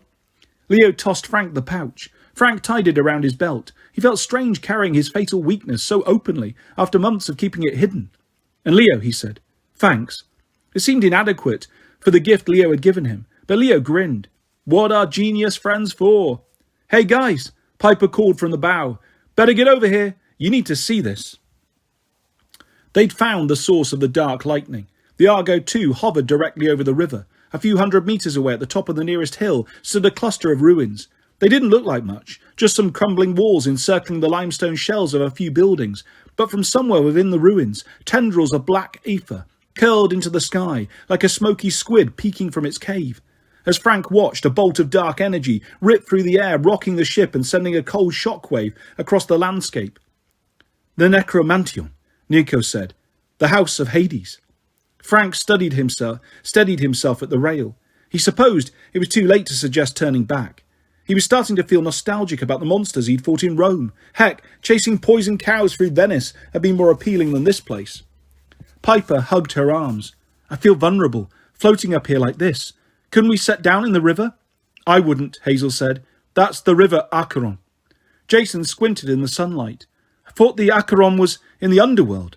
It is, Hazel said, but its headwaters are in the mortal world. That river below us, eventually it flows underground, straight into the realm of Pluto, Hades, landing a demigod ship on those waters. Yeah, let's stay up here, Leo decided. I don't want any zombie water on my hull. Half a kilometre downstream, some fishing boats were puttering along. Frank guessed they didn't know or care about the history of this river. Must be nice being a regular mortal. Next to Frank, Nico D'Angelo raised the sceptre of Diocletian. Its orb glowed with purple light, as if in sympathy with the dark storm. Roman relic or not, the sceptre troubled Frank. If it really had the power to summon a legion of the dead, well, Frank wasn't sure that was such a great idea. Jason had once told him that the children of Mars had a similar ability. Supposedly, Frank could call on ghostly soldiers from the losing side of any war to serve him. He'd never had much luck with that power, probably because it freaked him out so much. He was worried he might become one of those ghosts if they lost this war, eternally doomed to pay for his failures, assuming there was anyone left to summon him. So, Nico, Frank gestured at the scepter. Have you learned to use that thing? We'll find out. Nico stared at the tendrils of darkness undulating from the ruins. I don't intend to try until I have to. The doors of death are already working overtime, bringing in Gaia's monsters. Any more activity raising the dead and the doors might shatter permanently, leaving a rip in the mortal world that can't be closed. Coach Hedge grunted. I hate rips in the world. Let's go bust some monster heads. Frank looked at the satyr's grim expression. Suddenly he had an idea. Coach, you should stay on board. Cover us with the ballistae. Hedge frowned. Stay behind me? I'm your best soldier. We might need air support, Frank said, like we did in Rome. You saved our brache. He didn't add, plus I'd like you to get back to your wife and baby alive. Hedge apparently got the message. His scowl relaxed. Relief showed in his eyes. Well, he grumbled, I suppose somebody's got to save your brachi. Jason clapped the coach on the shoulder. Then he gave Frank an appreciative nod. So that's settled. Everybody else? Let's get to the ruins. Time to crash Gaia's party. Chapter 66. Frank. Despite the midday heat and the raging storm of death energy, a group of tourists were climbing over the ruins. Fortunately, there weren't many, and they didn't give the demigods a second look. After the crowds in Rome, Frank had stopped worrying too much about getting noticed. If they could fly their warship into the Roman Colosseum with ballistae blazing and not even cause a traffic slowdown, he figured they could get away with anything. Nico led the way. At the top of the hill, they climbed over an old retaining wall and down into an excavated trench. Finally, they arrived at a stone doorway leading straight into the side of the hill.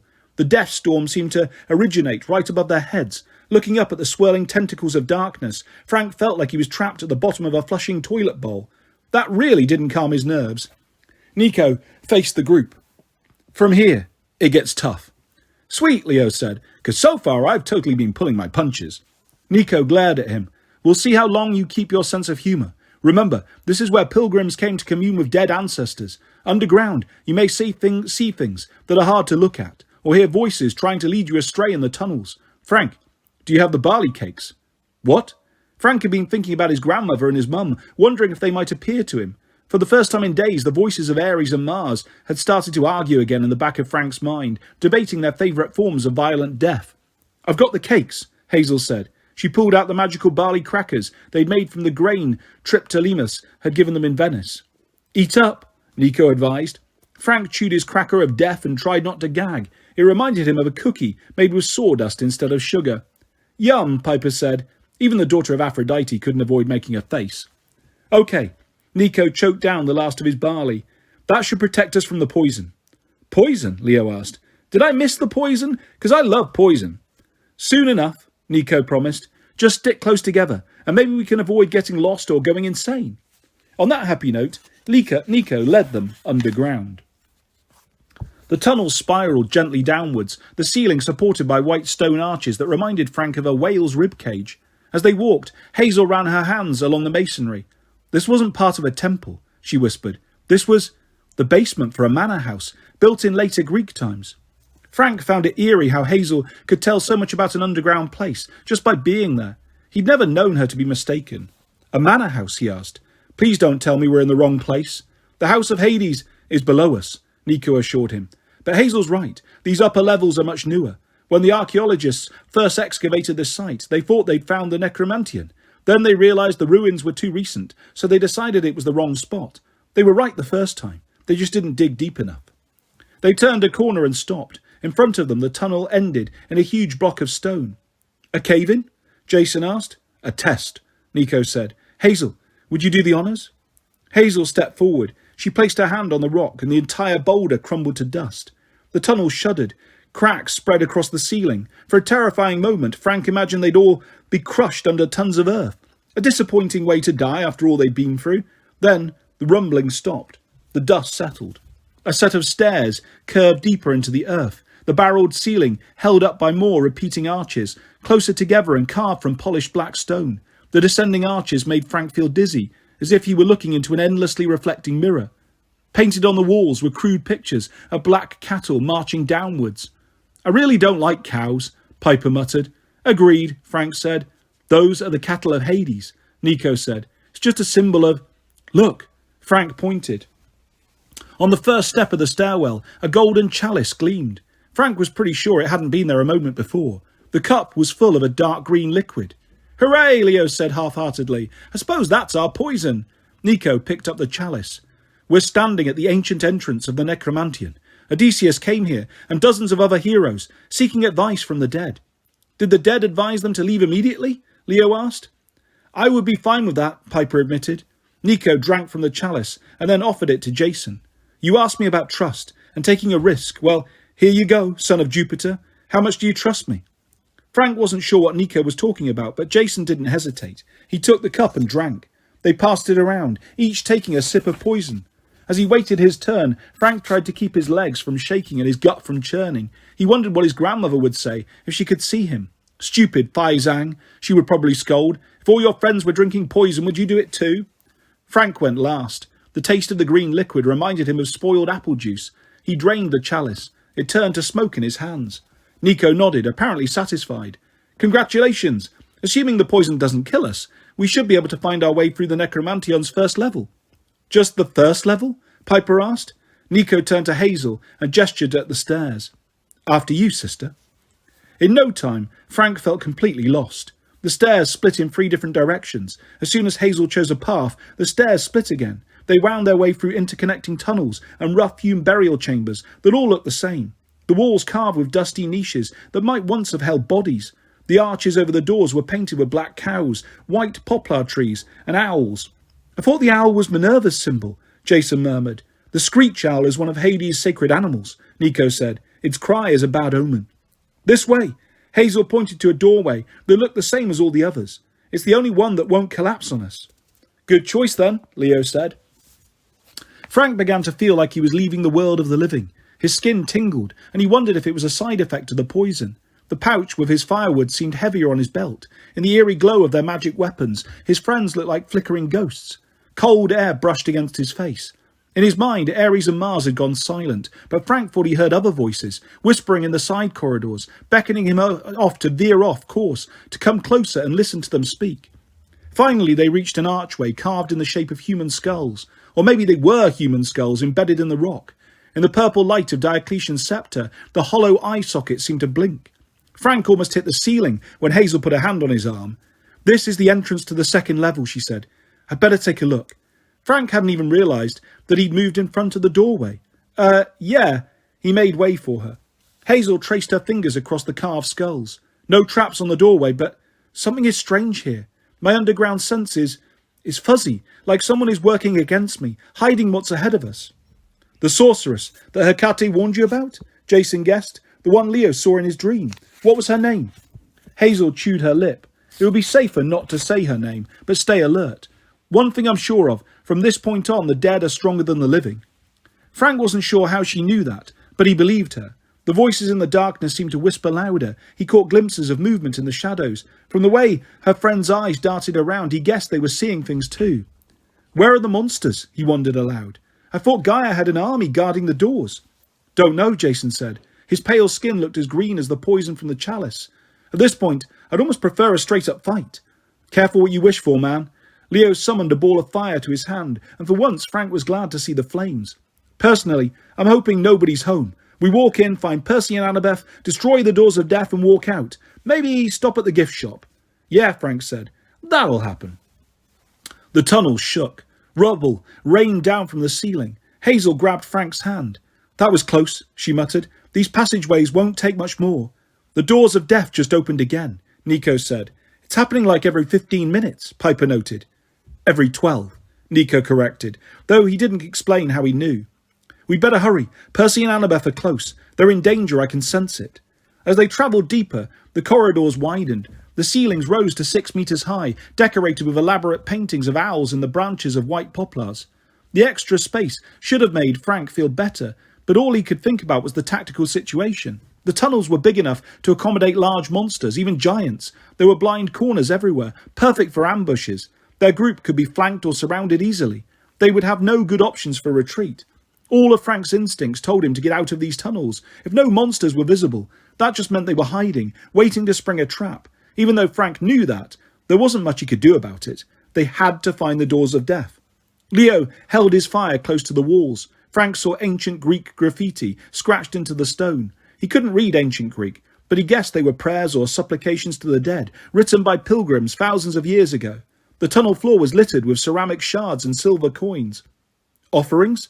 Piper guessed. Yes, Nico said. If you wanted your ancestors to appear, you had to make an offering. Let's not make an offering, Jason suggested. Nobody argued. The tunnel from here is unstable, Hazel warned. The floor might, well, just follow me. Step exactly where I step. She made her way forward. Frank walked right behind her, not because he felt particularly brave, but because he wanted to be close if Hazel needed his help. The voices of the war gods were arguing again in his ears. He could sense danger, very close now. Fai Zhang. He stopped cold. That voice, it wasn't Ares or Mars. It seemed to come from right next to him, like someone whispering in his ear. Frank? Jason whispered behind him. Hazel, hold up a second. Frank, what's wrong? Nothing, Frank murmured. I just... Pylos, the voice said. I await you in Pylos. Frank felt like the poison was bubbling back up his throat. He'd been scared plenty of times before. He'd even faced the god of death. But this voice terrified him in a different way. It resonated right down to his bones, as if it knew everything about him. His curse, his history, his future. His grandmother had always been big on honouring the ancestors. It was the Chinese thing. You had to appease ghosts. You had to take them seriously. Frank had always thought his grandmother's superstitions were silly. Now he changed his mind. He had no doubt. The voice that spoke to him was one of his ancestors. Frank, don't move. Hazel sounded alarmed. He looked down and realised he'd been about to step out of line. To survive, you must lead, the voice said. At the break, you must take charge. Lead where? He asked aloud. Then the voice was gone. Frank could feel its absence, as if the humidity had suddenly dropped. Big guy, Leo said. Could you not freak out on us, please, and thank you? Frank's friends were all looking at him with concern. I'm okay, he managed. Just a voice. Nico nodded. I did warn you. It'll only get worse. We should... Hazel held up her hand for silence. Wait, here, everybody. Frank didn't like it, but she forged ahead alone. He counted to 23 before she came back, her face drawn and pensive. Scary room ahead, she warned. Don't panic. Those two things don't go together, Leo murmured, but they followed Hazel into the cavern. The place was like a circular cathedral, with a ceiling so high it was lost in the gloom. Dozens of other tunnels led off in different directions, each echoing with ghostly voices. The thing that made Frank nervous was the floor. It was a gruesome mosaic of bones and gems, human femurs, hip bones and ribs, twisted and fused together into a smooth surface, dotted with diamonds and rubies. The bones formed patterns, like skeletal contortionists, tumbling together, curling to protect the precious stones, a dance of death and riches. Touch nothing, Hazel said. Wasn't planning on it, Leo muttered. Jason scanned the exits. Which way now? For once, Nico looked uncertain. This should be the room where the priests invoked the most powerful spirits. One of these passages leads deeper into the temple, to the third level, and the altar of Hades himself. But which? That one. Frank pointed. In a doorway at the opposite end of the room, a ghostly Roman legionnaire beckoned to them. His face was misty and indistinct, but Frank got the feeling the ghost was looking directly at him. Hazel frowned. Why that one? You don't see the ghost? Frank asked. Ghost? Nico asked. Okay, if Frank was seeing a ghost that the underworld kids couldn't see, something was definitely wrong. He felt like the floor was vibrating underneath him. Then he realised it was vibrating. We need to get to that exit, he said. Now. Hazel almost had to tackle him to restrain him. Wait, Frank, this floor is not stable, and underneath, well, I'm not sure what's underneath. I need to scout a safe path. Hurry then, he urged. He drew his bow and herded Hazel along as fast as he dared. Leo scrambled behind him to provide light. The others guarded the rear.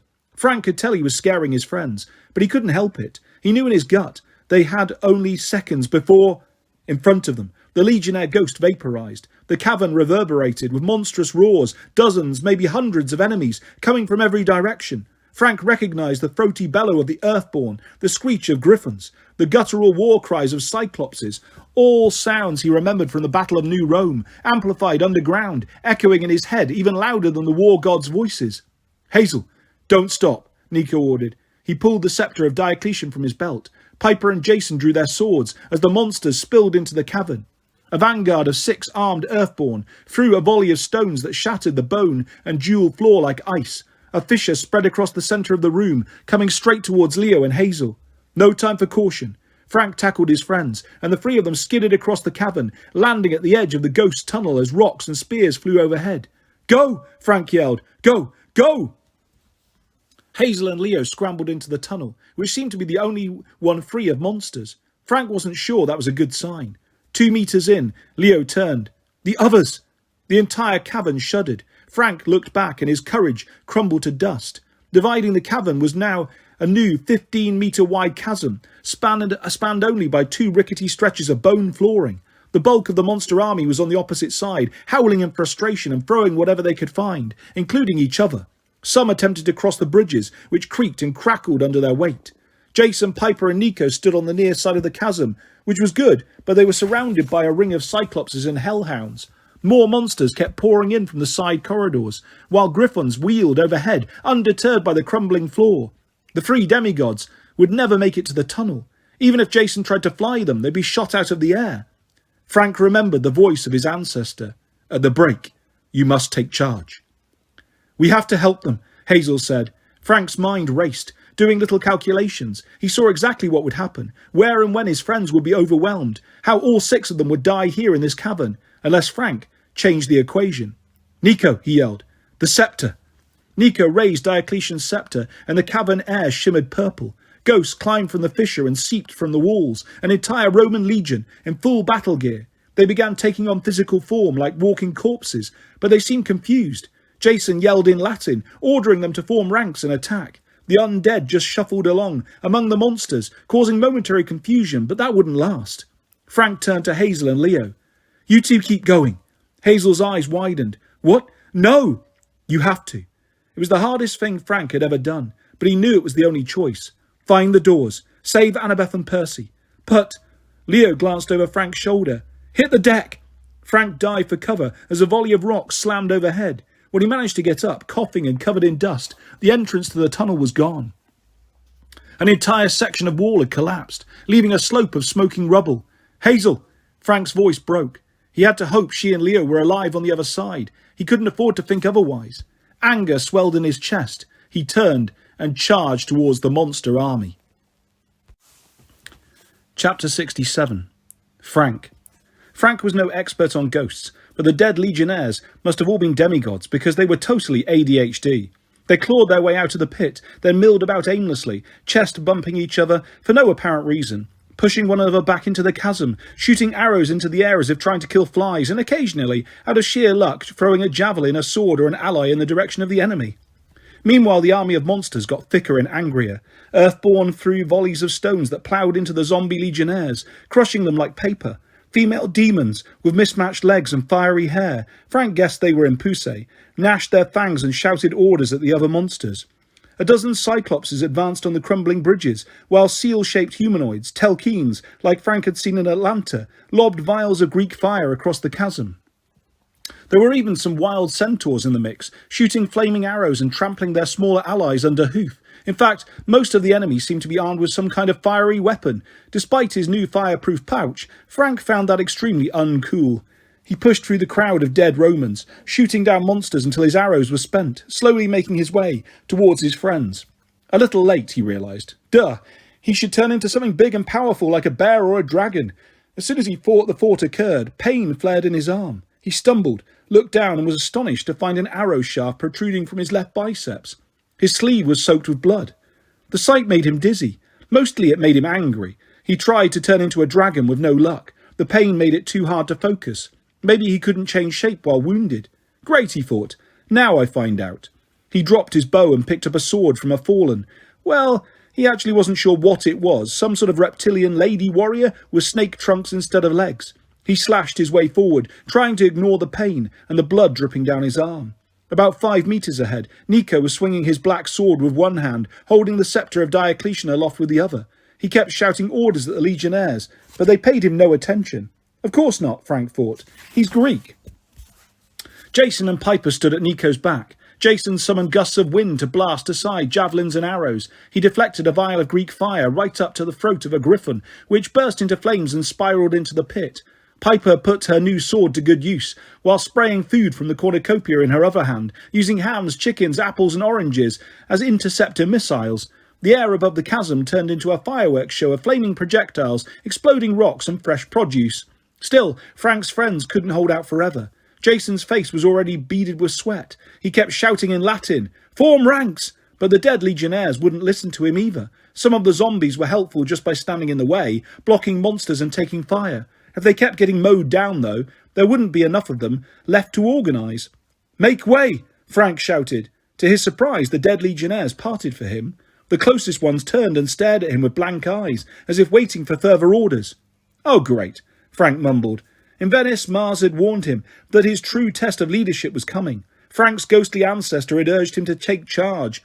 But if these dead Romans wouldn't listen to Jason, why should they listen to him? Because he was a child of Mars, or maybe because the truth hit him. Jason wasn't quite Roman anymore. His time at Camp Half-Blood had changed him. Rayner had recognised that. Apparently, so did the undead legionnaires. If Jason no longer gave off the right sort of vibe or aura of a Roman leader. Frank made it to his friends as a wave of Cyclopses crashed into them. He lifted his sword to parry a Cyclops' club and then stabbed the monster in the leg, sending him backwards into the pit. Another one charged. Frank managed to impale him, but blood loss was making him weak. His vision blurred. His ears rang. He was dimly aware of Jason on his left flank, deflecting the incoming missiles with wind. Piper on the right, yelling charm-speak commands, encouraging the monsters to attack each other or take a refreshing jump into the chasm. "It'll be fun," she promised. A few listened, but across the pit the Impuse were countering her orders. Apparently they had charm-speak too. The monsters crowded so thickly around Frank that he could barely use his sword. The stench of their breath and body odour was almost enough to knock him out, even without the arrow throbbing in his arm. What was Frank supposed to do? He'd had a plan, but his thoughts were getting fuzzy. "Stupid ghosts," Nico shouted. "They won't listen," Jason agreed. That was it. Frank had to make the ghost listen. He summoned all his strength and yelled, "Cohorts! Lock shields!" The zombies around him stirred. They lined up in front of Frank, putting their shields together in a ragged defensive formation. But they were moving too slowly, like sleepwalkers, and only a few had responded to his voice. "Frank, how did you do that?" Jason yelled. Frank's head swam with pain. He forced himself not to pass out. "I'm the ranking Roman officer," he said. They don't recognise you. Sorry." Jason grimaced, but he didn't look particularly surprised. "How can we help?" Frank wished he had an answer. A griffin soared overhead, almost decapitating him with its talons. Nico smacked it with the sceptre of Diocletian, and the monster veered into a wall. "Orbem, formate!" Frank ordered. About 24 zombies obeyed, struggling to form a defensive ring around Frank and his friends. It was enough to give the demigods a little respite, but there were too many enemies pressing forward. Most of the ghostly legionnaires were still wandering around in a daze. "My rank," Frank realised. "All these monsters are rank," Piper yelled, stabbing a wild centaur. "No," Frank said. "I'm only a centurion." Jason cursed in Latin. "He means he can't control a whole legion. He's not of high enough rank." Nico swung his black sword at another griffin. "Well, then promote him." Frank's mind was sluggish. He didn't understand what Nico was saying. Promote him? How? Jason shouted in his best drill sergeant voice. "Frank Zhang, I, Jason Grace, Praetor of the 12th Legion, Fulminata, give you my final order. I resign my post and give you emergency field promotion to Praetor with the full powers of that rank. Take command of this legion." Frank felt as if a door had opened somewhere in the house of Hades, letting in a blast of fresh air that swept through the tunnels. The arrow in his arm suddenly didn't matter. His thoughts cleared, his eyesight sharpened. The voices of Mars and Ares spoke in his mind, strong and unified. "Break them." Frank hardly recognised his own voice when he yelled, "Legion! Agman formate!" Instantly, every dead legionnaire in the cavern drew his sword and raised his shield. They scrambled towards Frank's position, pushing and hacking monsters out of their way, until they stood shoulder to shoulder with the comrades, arranging themselves in a square formation. Stones, javelins and fire rained down, but now Frank had a disciplined defensive line, sheltering them behind a wall of bronze and leather. "Archers!" Frank yelled. "Ircula flammas!" He didn't hold out much hope the command would work. The zombies' bows couldn't be in good shape, but to his surprise, several dozen ghostly skirmishers knocked arrows in unison. Their arrowheads caught fire spontaneously, and a flaming wave of death arced over the legion's line, straight into the enemy. Cyclopses fell, centaurs stumbled, a Telkine shrieked and ran in circles with a burning arrow impaled in his forehead. Frank heard a laugh behind him. He glanced back and couldn't believe what he saw. Nico D'Angelo was actually smiling. "That's more like it," Nico said. "Let's turn this tide." "Cunimium! Formate!" Frank yelled. "Advance with Pila!" The zombie line thickened in the centre, forming a wedge designed to break through the enemy host. They lowered their spears in a bristling row and pushed forward. Earthborn wailed and threw boulders. Cyclopses smashed their fists and clubs against the locked shields. But the zombie legionnaires were no longer paper targets. They had inhuman strength, hardly wavering under the fiercest attacks. Soon the floor was covered with monster dust. The line of javelins chewed through the enemy like a set of giant teeth, felling ogres and snake women and hellhounds. Frank's archers shot griffins out of the air and caused chaos in the main body of the monster army across the chasm. Frank's forces began to take control of their side of the cavern. One of the stone bridges collapsed, but more monsters kept pouring over the other one. Frank would have to stop that. "Jason," he called, "can you fly a few legionnaires across the pit? The enemy's left flank is weak, see? Take it." Jason smiled. "With pleasure." 3 dead Romans rose into the air and flew across the chasm. Then 3 more joined them. Finally, Jason flew himself across, and his squad began cutting through some very surprised-looking Telkeens, spreading fear through the enemy's ranks. "Nico," Frank said, "keep trying to raise the dead. We need more numbers." "On it." Nico lifted the sceptre of Diocletian, which glowed even darker purple. More ghostly Romans seeped from the walls to join the fight.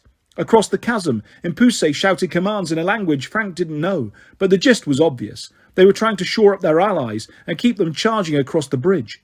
"Piper," Frank yelled, "counter those Impuse. We need some chaos." "Thought you'd never ask." She started catcalling at the female demons. "Your makeup is smeared. Your friend called you ugly. That one is making a face behind your back." Soon the vampire ladies were too busy fighting one another to shout any commands. The legionnaires moved forward, keeping up the pressure. They had to take the bridge before Jason got overwhelmed. "Time to lead from the front," Frank decided. He raised his borrowed sword and called for a charge. Chapter 68. Frank. Frank didn't notice that he was glowing. Later, Jason told him that the blessing of Mars had shrouded him in red light, like it had in Venice. Javelins couldn't touch him. Rocks somehow got deflected. Even with an arrow sticking out of his left biceps, Frank had never felt so full of energy. The first Cyclops he met went down so quickly it was almost a joke. Frank sliced him in half from shoulder to waist. The big guy exploded into dust. The next Cyclops backed up nervously, so Frank cut his legs out from under him and sent him into the pit. The remaining monsters on their side of the chasm tried to retreat, but the Legion cut them down. "Testudo! Formation!" Frank shouted. "Single file! Advance!" Frank was the first one across the bridge. The dead followed, their shields locked on either side and over their heads, deflecting all attacks. As the last of the zombies crossed the stone bridge, it crumbled into darkness. But by then, it didn't matter. Nico kept summoning more legionnaires to join the fight. Over the history of the Empire, thousands of Romans had served and died in Greece. Now they were back, answering the call of Diocletian's sceptre. Frank waded forward, destroying everything in his path. "I will burn you," a Telkeen squeaked, desperately waving a vial of Greek fire. "I have fire!" Frank took him down. As the vial dropped towards the ground, Frank kicked it over the cliff before it could explode. An Impusa raked her claws across Frank's chest, but Frank felt nothing. He sliced the demon into dust and kept moving. Pain was unimportant. Failure was unthinkable. He was a leader of the Legion now, doing what he was born to do, fighting the enemies of Rome, upholding its legacy, protecting the lives of his friends and comrades. He was Praetor Frank Zhang. His forces swept the enemy away, breaking their every attempt to regroup. Jason and Piper fought at his side, yelling defiantly. Nico waded through the last group of Earthborn, slashing them into mounds of wet clay with his black Stygian sword. Before Frank knew it, the battle was over. Piper chopped through the last Impusa, who vaporized with an anguished wail. "Frank," Jason said, "you're on fire." He looked down. A few drops of oil must have splattered on his trousers because they were starting to smoulder. Frank battered at them until they stopped smoking, but he wasn't particularly worried. Thanks to Leo, he no longer had to fear fire. Nico cleared his throat. You also have an arrow sticking through your arm?" "I know." Frank snapped off the point of the arrow and pulled out the shaft by the tail. He felt only a warm tugging sensation. "I'll be fine." Piper made him eat a piece of ambrosia. As she bandaged his wound, she said, "Frank, you were amazing. Completely terrifying, but amazing." Frank had trouble processing her words. Terrifying couldn't apply to him. He was just Frank. His adrenaline drained away. He looked around him, wondering where all the enemies had gone. The only monsters left were his own undead Romans, standing in a stupor with their weapons lowered. Nico held up his scepter, its orb dark and dormant. The dead won't stay much longer, now that the battle is over. Frank faced his troops. Legion. The zombie soldiers snapped to attention. You fought well, Frank told them. Now you may rest. Dismissed. They crumbled into piles of bones, armour, shields and weapons. Then even those disintegrated. Frank felt as if he might crumble too. Despite the ambrosia, his wounded arm began to throb. His eyes were heavy with exhaustion. The blessing of Mars faded, leaving him depleted. But his work wasn't done yet. Hazel and Leo, he said. We need to find them. His friends peered across the chasm. At the other end of the cavern, the tunnel Hazel and Leo had entered was buried under tons of rubble. We can't go that way, Nico said. Maybe... Suddenly he staggered. He would have fallen if Jason hadn't caught him. Nico, Piper said. What is it? The doors, Nico said. Something's happening. Percy and Annabeth. We need to go now. But how? Jason said. That tunnel is gone. Frank clenched his jaw. He hadn't come this far to stand around helplessly while his friends were in trouble. It won't be fun, he said. But there's another way.